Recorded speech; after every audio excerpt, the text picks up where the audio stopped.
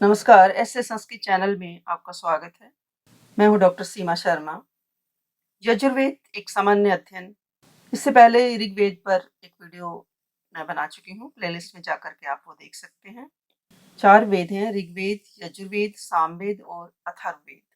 तो आज हम यजुर्वेद पर एक चर्चा करते हैं। यजु शब्द यज धातु से निष्पन्न है, जिसका अर्थ है यज्ञ करना। यज्ञ के साधक मंत्र यजुष कहलाते हैं। यजुर्वेद मूलतः कर्मकांड ग्रंथ है, जिसका संकलन अध्वर्यु नामक ऋत्विक के उपयोग के लिए किया गया था। शेषे यजु शब्द का अभिप्राय ही यही है कि ऋक एवं साम से भिन्न गद्यात्मक मंत्रों का ही नाम यजुर्वेद है। कहा जाता है गद्यात्मको यजु, यानी गद्य में वैदिक रचना यजुर्वेद है। दूसरे शब्दों में अनियत अक्षरावसानो यजुर, यानी नियम व नियमित अक्षरों की स्थिति से रहित रहित अर्थात गद्य पद मिश्रित रचना ही यजुर्वेद है। महाभाष्यकार पतंजलि ने अपने भाष्य में यजुर्वेद की 101 शाखाओं का उल्लेख किया है। एक शतम अध्वर्यु शाखा। इसी प्रकार स्कंद पुराण में 107 शाखाओं का उल्लेख मिलता है। मुक्त को उपनिषद में भी 109 शाखाओं का उल्लेख मिलता है। शौनक चरण व्यूह में 83 की शाखाओं का उल्लेख प्राप्त होता है। संप्रति आज 6 शाखाएं ही उपलब्ध होती हैं, जिनमें से छठी जीर्ण अवस्था में आधे ही प्राप्त होती है। यजुर्वेद के 2 संप्रदाय हैं। ब्रह्म संप्रदाय, इस संप्रदाय का वेद कृष्ण यजुर्वेद है, तथा आदित्य संप्रदाय, इस संप्रदाय का वेद शुक्ल यजुर्वेद है। यानी इस यजुर्वेद के 2 संप्रदाय माने जाते हैं, ब्रह्म संप्रदाय और आदित्य संप्रदाय। ब्रह्म संप्रदाय का प्रतिनिधि वेद कृष्ण यजुर्वेद है और आदित्य संप्रदाय का प्रतिनिधि वेद शुक्ल यजुर्वेद है। कृष्ण यजुर्वेद की संहिताओं में मंत्रों के साथ उनकी व्याख्या, विवरण एवं विनियोग में मिश्रित है। मिश्रण के कारण वह कृष्ण है। विनियोग मिश्रत्वम कृष्णत्वम। दूसरी ओर शुक्ल यजुर्वेद की संहिताओं में शुद्ध मंत्र हैं, विनियोगों का मिश्रण नहीं है। यही इसका शुक्लत्व है। इस यजुर्वेद में ऋचाओं का व्यवस्थित संकलन है, इसलिए भी इसे शुक्ल नाम प्राप्त है।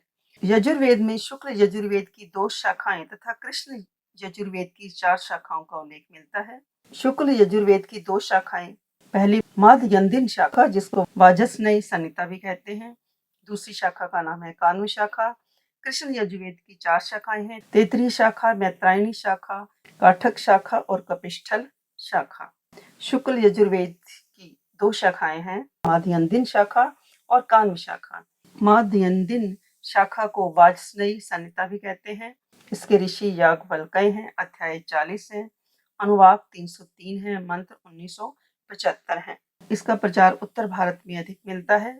कान्व शाखा में अध्याय 40 है, अनुवाक 328, मंत्र 2086 और प्रचार महाराष्ट्र में प्राप्त होता है।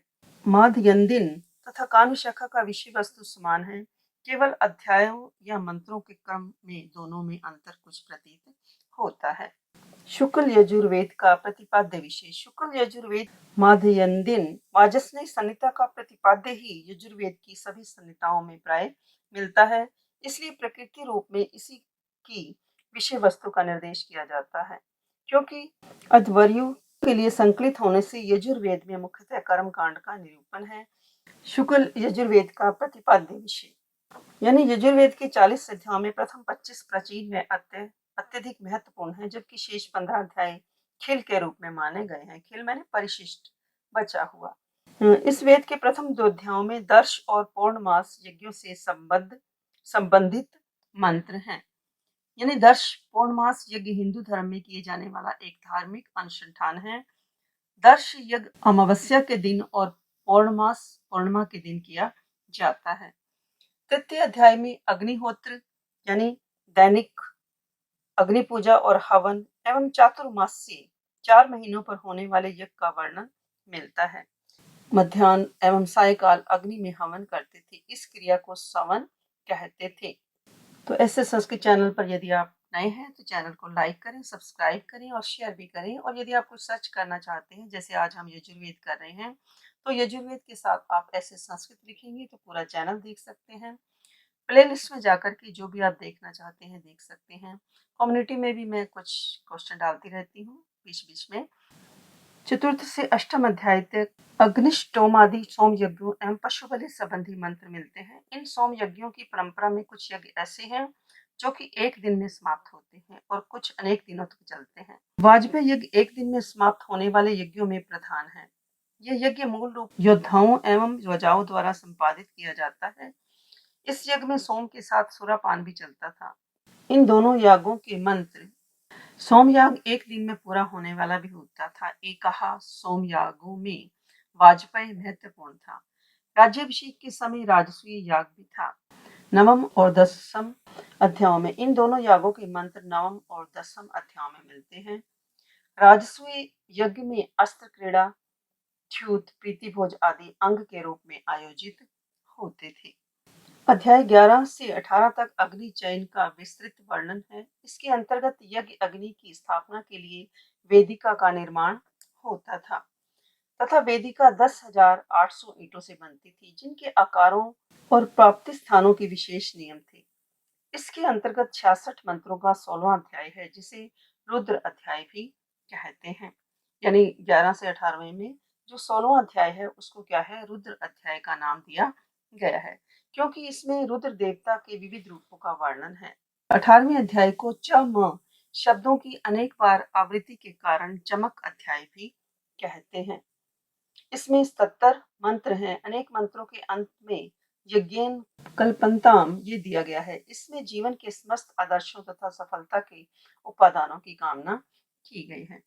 अध्याय 19 से 21 तक सौत्रामणि याग का वर्णन है, जिसमें अश्विना, सरस्वती, इंद्र इत्यादि की प्रार्थनाएं होती थी। इस याग का अनुसंधान सोम के प्रति अत्यासक्ति के प्रायश्चित स्वरूप होता था। इसके बाद 4 अध्यायों में यानी 22 से 25 तक अश्वमेध यज्ञ की विधियां वर्णित हैं।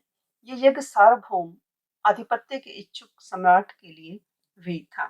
राजा को सर्वाधिक महत्व अश्वमेध के अनुसंधान से मिलता था। वेदों में मेघ शब्द का प्रयोग श्री वृद्धि, समृद्धि, पोषण आदि के अर्थ में होता था। अश्व भी राष्ट्रीय का बोधक था। राष्ट्रीयम व अश्वमेघा, इसलिए अश्वमेध का अर्थ राष्ट्र की श्री वृद्धि करना, अपना तेज और प्रताप बढ़ाना, राष्ट्र में धन धन्यादि की समृद्धि करना। इसी प्रकार गोमेघ, गोवंश की उन्नति के लिए यज्ञ, सर्वमेध सामूहिक अभ्युदय का प्रयास, पुरुषमेध मानव मात्र के कल्याण के लिए यज्ञ आदि शब्द प्रयुक्त होते थे। अश्वमेध किस प्रकार राष्ट्र की उन्नति वांछनीय होती थी, इसका अनुमान इस मंत्र से हो सकता है। ब्राह्मण ब्राह्मणों ब्रह्म वर्चसी जायताम राष्ट्रीय राजन्य शूरा ईशव्यो अतिथि व्याधि महारथो आदि। अर्थात हे परमात्मा, हमारे राष्ट्र में पवित्र ज्ञान संपन्न तथा तेजस्वी ब्राह्मण उत्पन्न हो, पराक्रमी, बाण चलाने में कुशल, शत्रु का अत्यंत भेदन करने वाले महान योद्धा, क्षत्रिय आदि उत्पन्न हो।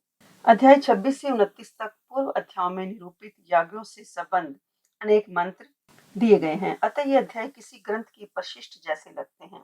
30वें अध्याय में पुरुष मेघ का वर्णन है, जिसमें 184 पुरुषों के मेघ के निर्देश है, मेघ उन्नति के निर्देश है।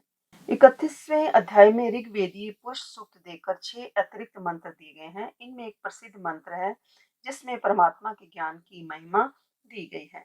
30वें अध्याय को पुरुष सूक्त और विष्णु सूक्त भी कहते हैं। 32वें तथा 33वें अध्याय में सर्वमेघ याग के मंत्र दिए गए हैं। इस याग में कोई यजमान सर्व कल्याण के लिए अपनी सारी संपत्ति बांट देता था और स्वयं तपस्या के लिए वन में चला जाता था। 34वां अध्याय 58 मंत्रों का है, जिसके प्रारंभ में प्रसिद्ध शिव संकल्प सूक्त है। उसमें 6 मंत्र हैं और प्रत्येक मंत्र के अंत में तन में मन शिव संकल्पमस्तु, अर्थात मेरा मन, वह मेरा मन शिव संकल्प करने वाला हो, अर्थात कल्याणकारी विचारों से युक्त हो जाए। 35वें अध्याय में पितृमेघ का वर्णन है, जिसमें पूर्व पुरुषों की सेवा, श्राद्ध, तर्पण इत्यादि से संबंधित मंत्र हैं। अध्याय 36 से 38 तक प्रवर्गीय याग का वर्णन है। इस याग में अग्नि के ऊपर रखी कढ़ाई लाल कर दी जाती थी, जो सूर्य का प्रतीक बनती है। उबला हुआ दूध अश्विनों को अर्पित करते हैं और यज्ञ पात्रों को सजाकर मानव आकृति बनाई जाती थी। 36वें अध्याय में अनेक शांति मंत्र हैं, जैसे शम नो मित्रः, शम वरुणः, ध्यौ शांतिर अंतरिक्षः, ओम शांति, यतो यत् समीह से तच्च चक्षुर्देवहितं पुरस्तात् शुक्रम उच्चरित पश्चिम शरदः शतम। यानी शिव संकल्प 34वें अध्याय को शिव संकल्प उपनिषद या शिव संकल्प सूक्त भी कहते हैं। इस वेद का 40वां अध्याय विशुद्ध ज्ञान कांडात्मक है। इसका संबंध आध्यात्मिक चिंतन से है, यानी इसमें विशुद्ध ज्ञान कांडात्मक है जो ईशावास्य उपनिषद के रूप में आगे चल करके प्रसिद्ध हुआ। इस प्रकार शुक्ल यजुर्वेद माध्यंदिन वाजसनेयी संहिता के 40 अध्यायों में यज्ञ कांड का निरूपण हमें प्राप्त होता है और सेम कान शाखा में भी इसी प्रकार के ही मंत्रों और यज्ञवादी का वर्णन हमें प्राप्त होता है। यजुर्वेद का ऋत्विक अध्वर्यु है और यजुर्वेद का उपवेद धनुर्वेद है। शुक्ल यजुर्वेद का ब्राह्मण शतपथ ब्राह्मण, इसका अरण्यक बृहद अरण्यक। शुक्ल यजुर्वेद की 2 उपनिषद ईशावास्य उपनिषद बृहद आरण्यक उपनिषद तथा इसके 2 श्रोत सूत्र कात्यायन श्रोत सूत्र। शुक्ल यजुर्वेद का ग्रह सूत्र पारस्कर ग्रह सूत्र, इसके शुल्ब सूत्र बोधायन शुल्ब सूत्र, मानव शुल्ब सूत्र, आपस्तब शुल्ब सूत्र, कात्यायन शुल्ब सूत्र, मैत्रायणी शुल्ब सूत्र और हिरण्यकेशी या सत्याषाढ़। हिरण्यकेशी को सत्याषाढ़ भी नाम दिया गया है। और अंतिम है वराह शुल्ब सूत्र। शिक्षा ग्रंथ याज्ञवल्क्य शिक्षा ग्रंथ मिलता है शुक्ल यजुर्वेद का, और शुक्ल यजुर्वेद का कोई धर्म सूत्र हमें नहीं मिलता। तो इस प्रकार इसमें क्वेश्चन भी पूछा जा सकता है पेपर में आपको। शुक्ल यजुर्वेद का 40वां अध्याय है, उसको क्या संज्ञा दी गई है, उसको क्या नाम दिया गया है? ईशावास्य उपनिषद इस नाम से भी जाना जाता है। यह शुक्ल यजुर्वेद माध्यंदिन शाखा का दूसरा नाम क्या है? वाजसनेयी शाखा। यजुर्वेद का जो 16वां अध्याय है उसको क्या कहते हैं? तो उसको क्या कहते हैं? रुद्र अध्याय भी कहते हैं। कृष्ण यजुर्वेद की संहिताएं। इस वेद की 4 शाखाओं की 4 संहिताएं उपलब्ध हैं। तैत्तिरीय संहिता, मैत्रायणी, काठक, कपिष्ठल। तो सबसे पहले तैत्तिरीय संहिता। यह कृष्ण यजुर्वेद की उपलब्ध संहिताओं में सबसे अधिक महत्व तथा प्रचार की दृष्टि से महत्वपूर्ण मानी जाती है। इसमें 7 कांड हैं, 44 प्रपाठक हैं, 631 अनुवाक और 2198 मंत्र उपलब्ध होते हैं। और इसका विशेष रूप से प्रचार महाराष्ट्र, आंध्र तथा दक्षिण भारत के राज्यों में किया गया। यानी सबसे पहले सायणाचार्य ने ही वेद पर भाष्य लिखा, क्योंकि ये इसी शाखा के थे। तैत्तिरीय शाखा सबसे सर्वांगपूर्ण है, क्योंकि इसकी संहिता, ब्राह्मण, आरण्यक, उपनिषद और सूत्र ग्रंथ सब प्राप्त होते हैं। इसका प्रथम संपादन वीबर ने किया था 1871-72 में, और कीथ ने इसका अंग्रेजी अनुवाद करके 2 खंडों में 200 पृष्ठों की भूमिका के साथ प्रकाशित किया। कृष्ण यजुर्वेद की दूसरी है मैत्रायणी संहिता। इस कृष्ण यजुर्वेद की मैत्रायणी शाखा की संहिता है। इसमें भी तैत्तिरीय संहिता के समान मंत्र और विनियोग परस्पर संयुक्त हैं। इसमें मंत्रों का स्वर अंकन नहीं है, यद्यपि ये मंत्र ऋग्वेद के प्रथम, षष्ठ और दशम मंडलों में मुख्यतः संकलित हैं। इस संहिता में 4 कांड, 54 प्रपाठक और 2144 मंत्र हैं। इस शाखा को ही कला भी कहते थे। अगली है हमारी कठ संहिता। काठक या कठ संहिता, यानी पतंजलि के अनुसार इसका प्रचार गांव-गांव में था, किंतु आज इसका प्रचार लुप्त प्राय है। कठ संहिता, इसके 5 खंड हैं, 40 स्थानक हैं और अनुवाक 843 हैं और मंत्र 3091 मंत्र हैं। अगली है हमारी कपिष्ठल संहिता। यह संहिता अपूर्ण रूप से मिलती है। ऋग्वेद के समान इसका विभाजन भी अष्टकों और अध्यायों में है। इसके 6 अष्टकों में 48 अध्याय हैं, 6 अष्टक हैं इसके और इसमें 48 अध्याय हैं। डॉक्टर रघुबीर ने 1932 में इसे लाहौर से प्रकाशित कराया था। यानी कृष्ण यजुर्वेद की चारों संहिताओं में केवल स्वरूप की ही नहीं, अपितु वर्णित विषय वस्तु में भी पर्याप्त समानता है, और यह होना भी चाहिए, क्योंकि विभिन्न शाखाओं का मूलभूत वेद तो एक ही है। कृष्ण यजुर्वेद के ब्राह्मण तैत्तिरीय ब्राह्मण, आरण्यक तैत्तिरीय आरण्यक, मैत्रायणी आरण्यक।